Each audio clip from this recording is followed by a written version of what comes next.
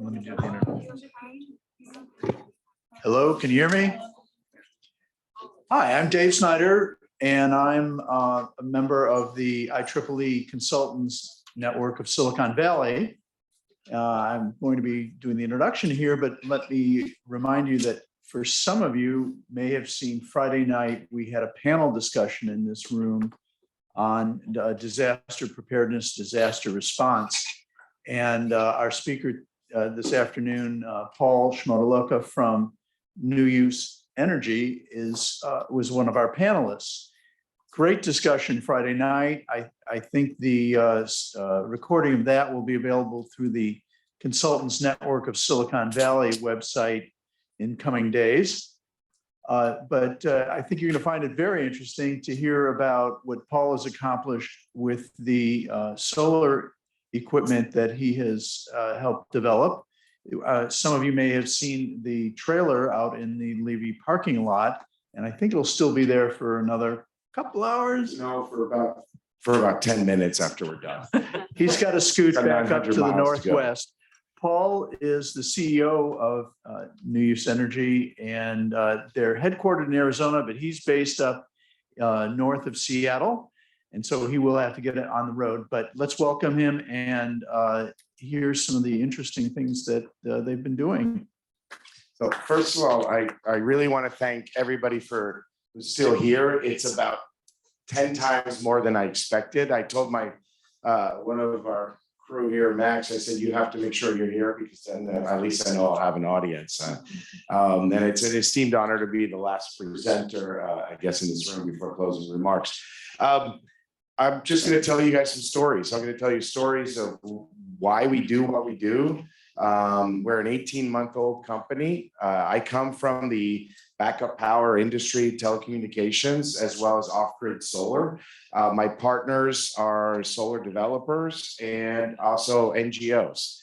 So some of my board members are NGOs, and we exist because they were out working extensively in Puerto Rico after various earthquakes and hurricanes and just did not have the right solutions to provide clean power in place of portable gasoline generators. They would use consumer grade stuff that's available on Amazon. It would last a week or two and then it wouldn't work. So we sat down and said we can make something better. That's how startups start, right? You try to do something better. So I'm going to provide just lessons from two events that are very personal to me. I spent a lot of time working on Hurricane Ida. Last year, I was in Louisiana volunteering in the Bayou. And that was my first time responding to a mega disaster. I'd been in lots of disasters. On 9/11, I was in Manhattan. So this is a pretty personal day for me as well. I have lots of nasty memories from that day. But in any case, you know, it's one thing to it's easier to tell the story when you're personally involved in actually responding. And I'm also Ukrainian American. So my wife is from Ukraine. So I've been working very hard since February 24th, about 12 hours after the Russian invasion, the second invasion of Ukraine, because they started in 2014. And I've been involved in more than just using our equipment and bringing it into Ukraine, but I've involved in medicine and medical technology. And it's just been a labor of determination to do what we can do from afar. So I'm going to bring you guys some of the lessons, though, on how to use solar generators and why I think it will become the preferred source of powering going forward for humanitarian relief. What we do, I'm not here to sell you on it. I'm here to explain, though, what we do, because I think it really factors into the story and the lessons. So we aim to replace gasoline generators from 1 to 10 kilowatts. We're not going to replace a 100 kilowatt generator. Okay. Frankly, I don't think they're necessarily that useful, other than powering a hospital, perhaps, if the hospital is even ready to have take in that power. But we focus in on distributed power. So that's what we like to do. That's what we're capable of doing. That's what the technology allows us to do. And the technology is very new. What we do today, cost effective, it was cost prohibitive or just not possible to do as little as 2-3 years ago in the fashion that we do it. Okay. So we make ultra portable generators. And for us, ultra portable is defined by an easy lift, a one-handed lift, a one-person lift, or a two-person lift. More than that, we put it on larger wheels. Okay. So this, for example, right here is a fully capable, it's a 2 kilowatt inverter, 2.6 kilowatt hour battery in there, solar charge controller, but it's put into a hardened case. So this, and it's weatherized for use, and it's made very easy to use. And I'll go through why that's important, but also we put all the right safety features on it. This is a larger system. It's called the Sun Kit, and I want to point that out because we actually do community builds. So one of the big things for us is not just responding to a disaster, but preparing in advance. And this is Disaster Preparedness Month, and I believe very strongly personally in resilience, because not just being in Manhattan on 9/11, but I was the second to last plane to leave Miami for Hurricane Katrina. I've been in coup d'etats. I've been in earthquakes. I grew up in California, so we all do. All sorts of things over the years. And, you know, as time passes, you realize you kind of got to be ready for these things because it's eventually going to catch up with you. So we make these kits, and like I said, that is something we do either in the factory or we provide these kits to communities. So far the builds have been done in mostly in Louisiana, but there's one going on actually for wildfire relief in Sonoma next week. So 3 of them are going to an NGO that's teaching the community how to put together their own solar generators. These are our mobile solar panels. You might have seen the portable ones over there. I just want to point out, you know, we don't mess around with solar. We're a solar first solution. That's one of the differences for us. It's not that we just build a battery and then great, keep it charged and use it when you need to. We recharge very fast. All of our systems are designed to recharge fast from solar. And these are real monocrystalline panels. So they produce a 20% efficiency. It's not this tinker toy little thing that you set up, okay? And these, they actually have, so we create arrays out of them. Each one of these is an actual panel, and then we put them together in as big of an array as we can get them. We even build solar tents and canopies out of them for events and the like. Here's an example of one of our small, this is the trailer that we had out here that moved. This is Humboldt County Fire. So they're actually going to be deploying, we just sent them an updated manual, and they're going to be deploying this next week at wildfires. And you can see we got these portable panels, we put freezers, and we basically use a commercially available cargo trailer because it's not enough just to have power. Power, of course, itself doesn't do anything. You want to power something. So we use a cargo trailer so that NGOs and the like, they can create, for example, for firemen, a cooling station inside one of these trailers, or they can create, use power tools for cutting, chainsaws and the like. Construction companies like to kit them out. So you got all this extra room in there beyond the batteries and the power system. That's a big boy that we built. That's called a mobile solar generator network. We did that for a large California NGO. It's a pretty insane. It's the biggest solar generator I think that I know of that's actually on wheels and moves. It actually is built with not just the main power of the trailer, but we put a number of these other units inside. It has 10 kilowatts of PV capacity. It has 60 kilowatts of inverter capacity in it, and I think a total of 68 kilowatt hours of storage. And that's just an example of how practical small ones are. Great for trunk mobile. Oh, sorry. And I just want to say key components. We're here for technology. So cases, enclosures, and trailers. The motor, how you actually put together a solar generator is where we start. Size does matter, weight matters. Battery choice, we use only lithium ferrophosphate batteries. We do not, for humanitarian reasons, use nickel, manganese, cobalt, because cobalt I consider a slave metal or a child labor mineral. So we're in principle against that. Plus they're more dangerous. Lithium ferrophosphate is the safest, or one of the safest of lithium chemistries. That's very important to us. Inverters, charge controllers, the panels. And at the end of the day, I put in this because we listen to our customers, and probably to date, 70% of our customers have been NGOs for disaster relief. We're still breaking into government and the like, but we listen to all the deployments. So a lot of the lessons I'm telling you today go into our design of equipment. These are our principal markets. So government and NGOs, telecoms and broadband. Next week, I'm at a telecom show back east. a lot of off-grid and construction and the like, and of course, festivals. This is actually a Grammy Award-winning band called the Lost Bayou Ramblers. And Louis Michaud, the head of the band, is a big solar fanatic, and we built an off-grid mobile stage for them using our sun kit.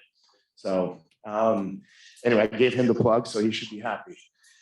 Some common applications, because it's great to have power. Lighting, super easy to do nowadays because of LEDs, and that is a critical component after disaster.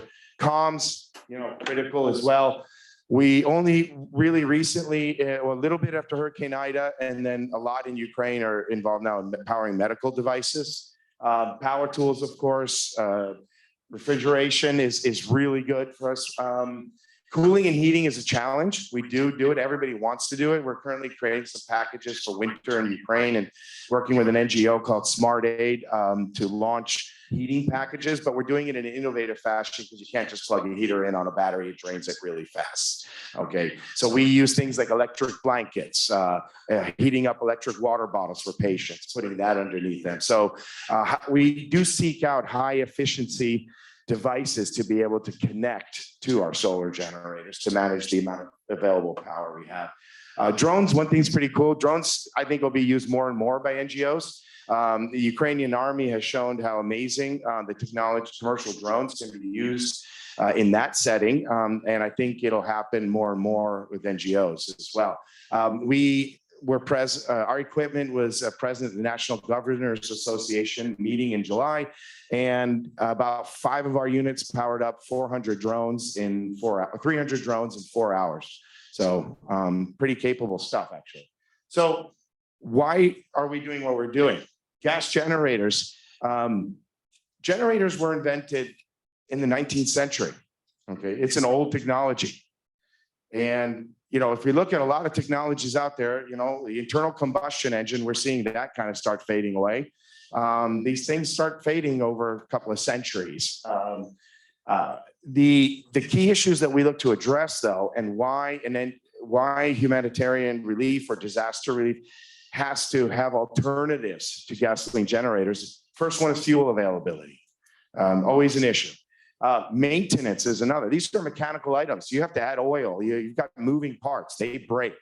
The fumes. We had a solar rental we did for a group that went down to Burning Man, and I was just answering her email, and she said, "Oh my God, it was great. There was no noise, and there were no fumes around our camp." Cabling. So when you have a bigger generator, you're running cable all around. When you use distributed power, you put it closer to the source. You might have more devices, but it goes closer to the source. And a big one for us is personal safety. And I'll go into a little bit why. But if we, on our verticals, they have different demands, but sometimes they cross over. Obviously, for emergency disaster response, resupply of fuel, you can't use gasoline generators indoors. That kills people. And there's a lot of needs in disaster relief, especially in the medical side, for having it close and indoors. GHG emissions, we all want to be correct. Okay. Pretty much every NGO, I think, has, there's some out there that aren't yet big on it, but they're getting there. Safety, noise cabling. But I want to point out a couple that we learned from other verticals that transfer over into humanitarian. And that is, generators generally have dirty power. There's a motor that's running. They have to use a lot of filters and everything. And communication equipment is very sensitive. Medical equipment is very sensitive. So when you have a solar generator, you get a clean, pure sine wave signal. And it makes a difference for your community, for the equipment that's pretty expensive to buy that you actually need to protect. The other thing is, we learned we were looking at things in Ukraine and some of the experiences, thermal signature. So you could be, and I'll show you at the end a video from a real frontline medical clinic in Ukraine. And they were so happy to ditch their generator because not just of the noise, but the thermal signature, because they get bombed. The Russians are targeting medical facilities and civilian facilities. So it's kind of nice when you don't have it. And of course, the refueling thing for long-term remote use. One thing about using power after disaster, well, actually, sorry, I'm getting ahead of myself.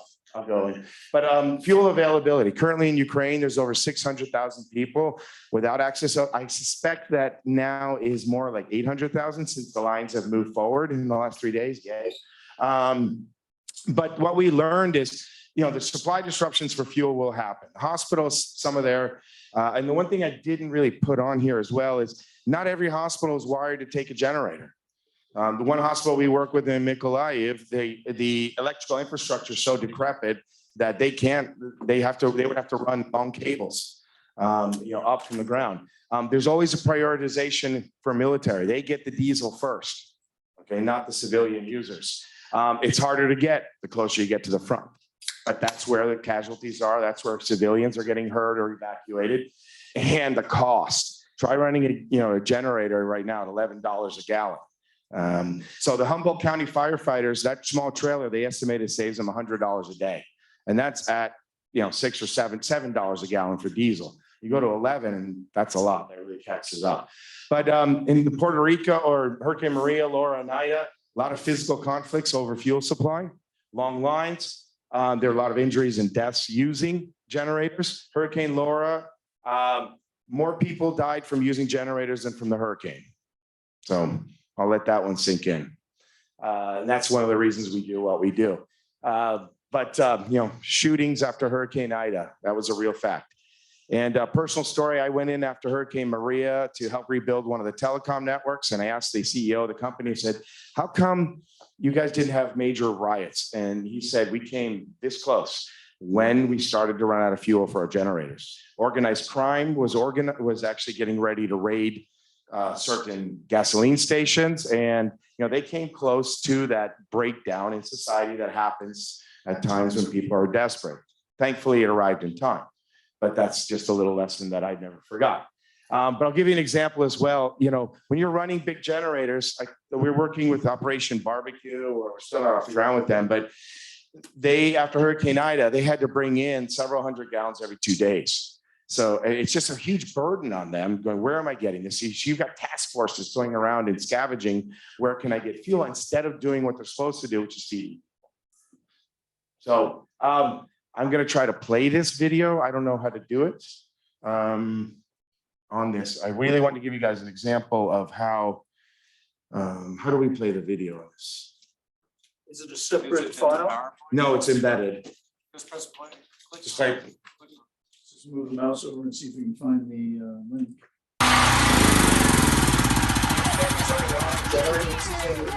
Peace and quiet. Thank you so much, guys. The benefits of solar energy. Yeah, Yeah. It's gonna have this constant sound. Yeah. So, and if you guys need to plug, I mean, that is pretty powerful. That yellow centrifuge, we call it. We have that And other. they started moving all their loads over to that. That'll run it for. Yeah, well, that's our as long more as you like need it. important Leave thing. around, And, so yeah. this. But again, if you needed to plug in that other one, That we built. as long as the sun's out. Just Some take point our we phone gotta- here. Why don't you take our phone number? Project organization. Yeah, yeah. You can just give me a call. Disaster and be like, relief. "Hey, we're-" I'd love to put anybody in touch with them. They're the best in the world at this. So we work extensively with them because they're trained up on all sorts of solar generator systems. So the point that I wanted to make is we had a solar generator, we brought one to the Moldovan border several months ago. I think it was a solar trailer actually. And we don't have any dramatic footage. They were still running the generator, but oh my God, can you imagine you're a refugee? You come over the border, you've just left your house and you're listening to, it enhances your PTSD. Okay, it gets on everybody's nerves. So this is a way to, it's a psychological benefit for people. I have another video. I just couldn't really get it for this, but it was Hurricane Ida, 2 nights, these volunteers arrived and there were like 8 generators working in the neighborhood. And it was just, that's all you heard was generators. So the other thing, learning lessons is medical equipment. They really like UPS functionality. And UPS is termed as a transfer time of less than 10 milliseconds. A lot of the solar inverters and the equipment that we're using now are starting to actually be UPSs. So that makes a huge change when you're providing primary power, but yet you're also uninterruptible. So the trust factor in the whole technology improves. This is actually, Volodya here is from Ukraine, Volker is from Germany. They're building our newest product, which is the solar UPS. There's a gracious 2 US NGOs that purchased it, very powerful, a 5 kilowatt inverter, 5 kilowatts of solar, and a 5 kilowatt hour, 5,000 cycle battery. And those are going into hospitals in Ukraine. So that one's pretty good. This is actually a live action shot from Mykolaiv, Ukraine. It runs the operating room. These guys run out of power a lot. They were hit, this hospital was hit by 2 cruise missiles, okay? And they patched up the outsides and they have intermittent power. So it's running the table, the ventilator, the electric suction, the monitor, and the lighting. And the docs, I talk to him twice a week. It's pretty hairy when I do speak to him. They're getting lots of casualties right now. But one of the things he said, he goes, can you get me another one? Because I need to move it in my office for winter and I want to run my heater off it so I can stay warm. And he's the head of the ICU there. So pretty important guy. This is actually Hurricane Ida. That's for relief workers. They deserve fans and electric toothbrushes too. Comms equipment. That's actually, I'll show you in the video, but that's in Donetsk and Kramatorsk. It's a medical clinic there. And that's actually a Starlink system, if you guys can notice behind that. Starlink made a huge difference for Ukraine. Great guys. So I'm going to talk about the tech solution themselves a little bit. So if you guys don't mind, we'll geek out. When we went into this, we like building boxes with batteries and inverters. And then we realized, well, and we designed all of our generators to work with any solar panel. It's one thing that's different about us. You don't have to buy our solar panel. Okay, why? Because you can ship a solar generator anywhere in the world, and chances are there are panels there. So I was discussing with Liza about Uganda, and it's like we can just send this, and there's plenty of panels available locally. So, but they're not always easy to deploy. If they're glass and they're framed, they're more delicate, they break, they're heavy to handle. So this is the wife of our COO. She's 5 feet tall, and she's carrying the same amount of power here as is in that 6-foot solar panel. Okay, and so that's it's just huge when it comes to throwing that in the back seat of your car and it taking off. Like right here, if you can believe, that's 5 kilowatts of solar panels. And it isn't even above the bed of the truck. I mean, that for deployment, that's just a huge difference. They are much more expensive. It's just the nature of these. And what we actually do though, is we don't build the panel itself. The panel is that square. We turn them into arrays. So we know how to do it with the right voltages and put it together and for the particular inverters and the like. And I'm proud to say that that panel up there was actually made by Navajo Solar Warriors, 2 women who are trained Navajo solar installers, and they come down and they make all of our solar panel products. Like that one as well. This, by the way, is Kentucky. I just want to show you kind of what it looks like. So that's a portable panel. This is actually a large field that's powering a base camp type palletized system from Tesla. This is a solar trailer, and then there's a couple of glass panels. So you kind of have everything here. This one takes 3 minutes. That takes 3 hours or more, and 20. A lot of people to set up because you got to ballast them and everything. So there's differences between the solutions. But efficiency is important. The voltages are important. The sizing, obviously, weight is huge. Storage is a big issue, but shipping is the biggest thing. It is hard to ship solar panels. They are different size pallets. They weigh a lot. They break easy. Although they're easier to ship than lithium batteries, of course, too. So we'll talk a little bit about that. But shipping is a major issue. And how do you get solar generator? It's the same. It's the equivalent of getting fuel to the site. So that's your fuel. Mounting them, how easy it is to deploy, tough and flexible. It's a big issue. You can walk on these. The security, being able to bring them in at night. That's a big issue. So the solar panels, everybody knows they're valuable, especially after disaster. But here's a great, actually, and I just remembered I should have added it to one of the slides on gas generators, is security. So I had a friend in Puerto Rico whose power went out in the middle of the night. He was running it off his generator after Hurricane Maria. And he ran outside, and there was a pickup truck going down the street, and the cable that he had running in, the guy just took the generator, stuck in the back of the pickup, and took off. If you can keep the unit inside the house and you bring the solar panels in at night, that's a lot safer. So it's kind of a unique thing, actually, that you learn by deploying. in those circumstances. And actually, a lot of these are military specification. If you can get military specification panels, then the durability is guaranteed. So as far as being able to move, like I said, we base them on lifts, one or two people. That's actually a photo of in Ukraine of a group taking away some of the solar generators we had donated. I do want to point out here, because I've got on here longevity. So this gentleman and his wife lost their house after Hurricane Ida. That's about 2 months after the event. They had a little shelter built. They did not want to leave their land. They wanted to be there during the rebuild, but they needed some power because the power was not coming back for a very long time. So we gave them one of these units, a couple of donated solar panels from a great outfit from Louisiana, and that's what they use for, that's what they've been using for 6 months. They're obviously better at the humidity than I am. So, and this is a little just note about shipping. So that's a 5 kilowatt hour generator. And that's about 800 watts of solar panels sitting on a standard pallet. That's a big deal to be able to do that. So I wanted to point out that one under there. That's actually a community.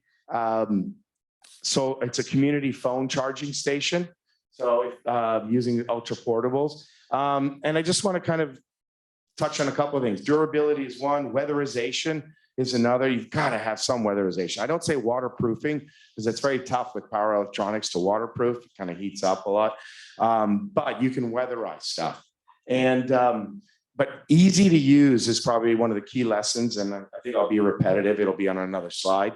But that really was something, because in Hurricane Ida, these gentlemen here, like Nate Heegard, he knows solar.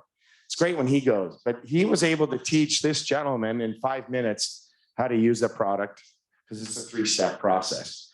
And it's not just how to use it, but then also how to make sure, it doesn't drain itself fully, and he kind of maintains it and treats it right.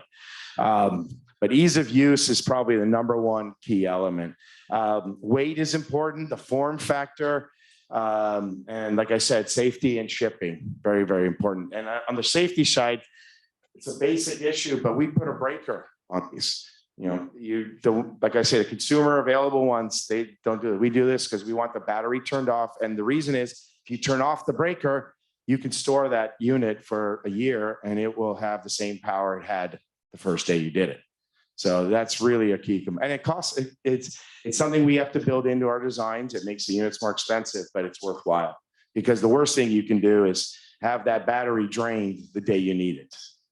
So these are kind of some of the cooler stuff that we get to do, like the trailer that we brought down. We designed the small 5x8 cargo trailer so it could be towed by a Subaru. That was our goal, okay, or a Tesla. And that's because it's hard to have an F-250. This one, right, the large one I showed you earlier, the 7x14, that's an F-250 and above.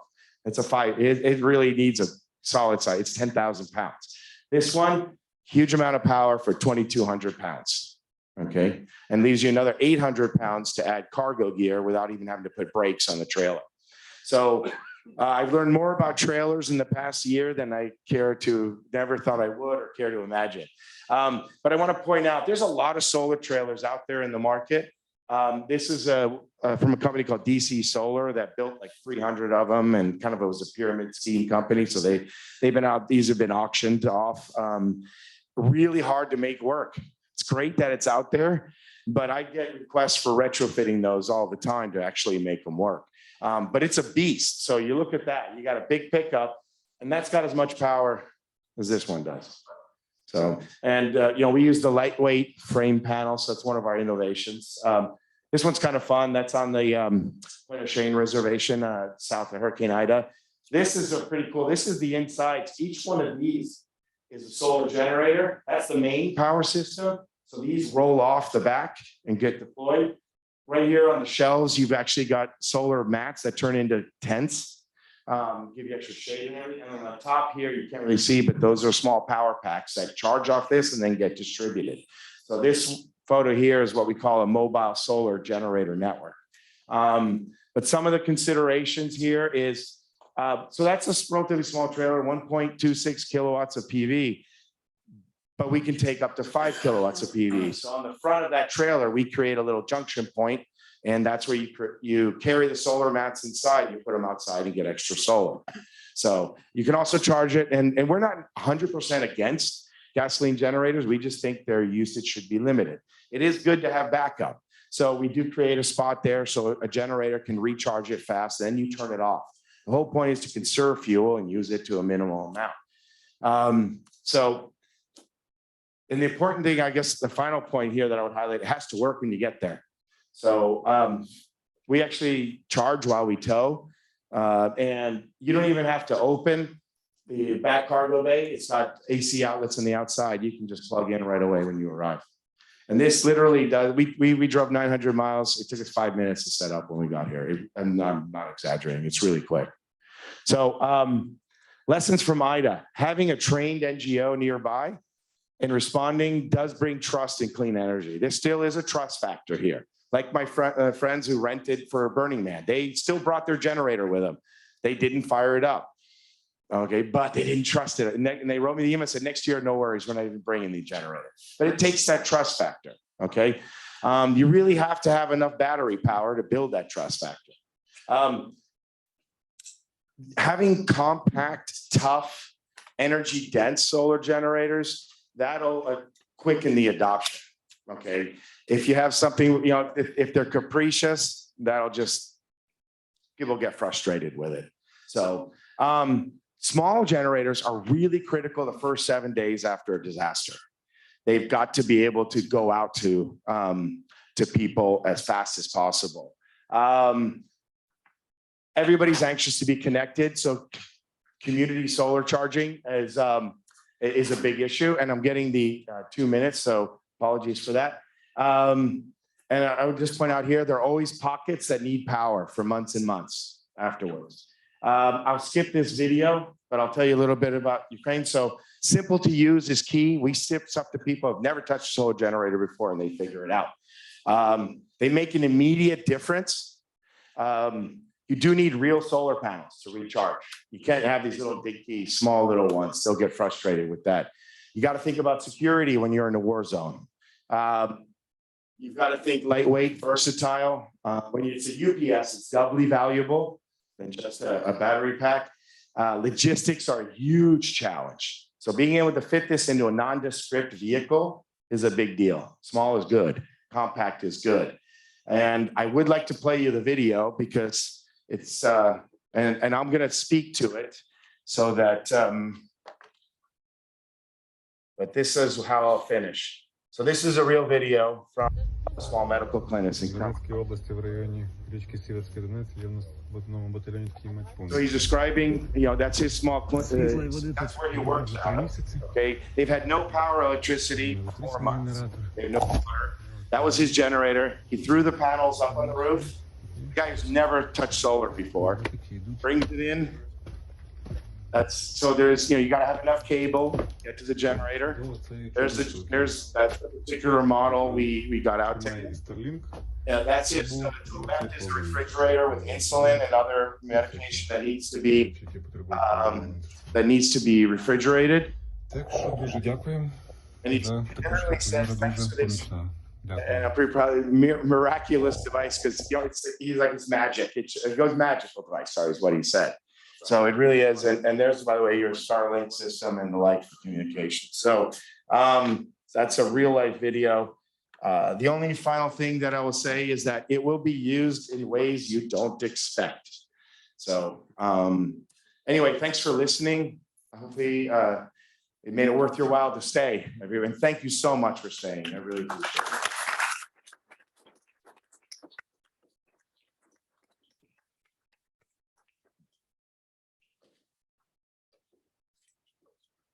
Thanks, Paul. I'm going to see if I can give you the link for the video from the Friday night session where Paul and the other panelists were discussing communications, power, and computing for the disaster response. So give me a moment, see if I can make this happen. Sure, I'll take off. I'll take as many questions as you have. Got time for one question? Love to speak to you.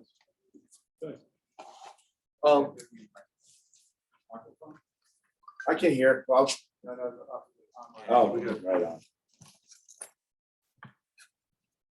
These for him.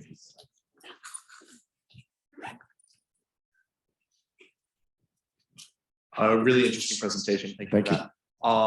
You made a small note about not using one of the battery technologies because of where it was sourced. So I was just curious if you sourced your PVs from a specific place and yeah, like where Actually, it's from down the road from here is where we get our panels. Oh, cool. Well, they're made in India. So a company called Merlin Solar. Thank you. Can you take a second question? I'll take as many as you guys would like. I came a long ways. Speaking of batteries on storage, you mentioned lithium ferrophosphate, good choice. I have a couple of colleagues that are beginning to use graphene supercapacitors. Have you looked at that technology yet? We are so we really are agnostic when it comes to that. So we're super interested in anything that's dense and can handle being jostled. So that's really important for us. And it has a high thermal, runaway as well. So Could you speak to the way you mounted the solar panels on? I saw them on the top and on the sides. either way, the sometimes neat they're thing not about those facing the sun. panels, they actually have a very good production from lower angles of sun. It's just the way they're made. So they don't fly out like wings once you get deployed. They On the trailer itself? Oh, on the trailer, it's very important actually. So when we build the wing, we have several positions and we do not advocate ever putting a wing like this. That's a sail and it tips Okay. over solar trailers. So we like to keep ours and it's like, hey, if you're sacrificing a wee bit of production, it's worth the safety. But they will go up to say a horizontal position. They go, oh, for sure. Oh, okay. So yeah, you saw them on site. No, they go up like this. We had them on here. They'll go up higher, but we don't advocate it. I like to keep them just this slightly lower angle. It was windy yesterday. Nothing happened. They'll come in. We also create a gap. I think one of the other differences is on our wing and the main trailer, we have a gap for the airflow to go through. If you've got like a solid panel, you don't. And we had a call with a customer recently and like, oh, I like this. They won't, because they literally had trailers tip over. Okay, thank you. Is it a quick question? Because we have 30 seconds. Thanks for the presentation. It's awesome. Just a quick question. You are competing with the gas generators. How does the price compare? That depends on how long you plan to use. And so it's a higher CapEx upfront for sure. It's probably 3x. But operating costs are zero versus, 11, some places up to $11 a gallon. So it's a classic. Solar always faces this. I have solar with battery backup at my house. I did it instead of a generator. It costs 3x more, but I've never had to refill the gas tank. So that's the trade-off. No logistics tail, no spare parts, no training. The spare parts are a big issue. So I come out of the telecom industry. I've done a lot of generators on cell towers. And if you got one that's running often, you'll have two there. First of all, you won't have one. And those moving parts, they're a pain. And refilling. Everybody forgets to change the oil in a gas generator because you're changing the gas and you forget there's oil in there. I mean, I remember the old lawnmower. My dad changing the gas and the capacity, squirting the oil into the carburetor. Anyway, does that help? Yeah, thank you. Thank you so much for all. Thank you guys for listening. It was really Good job.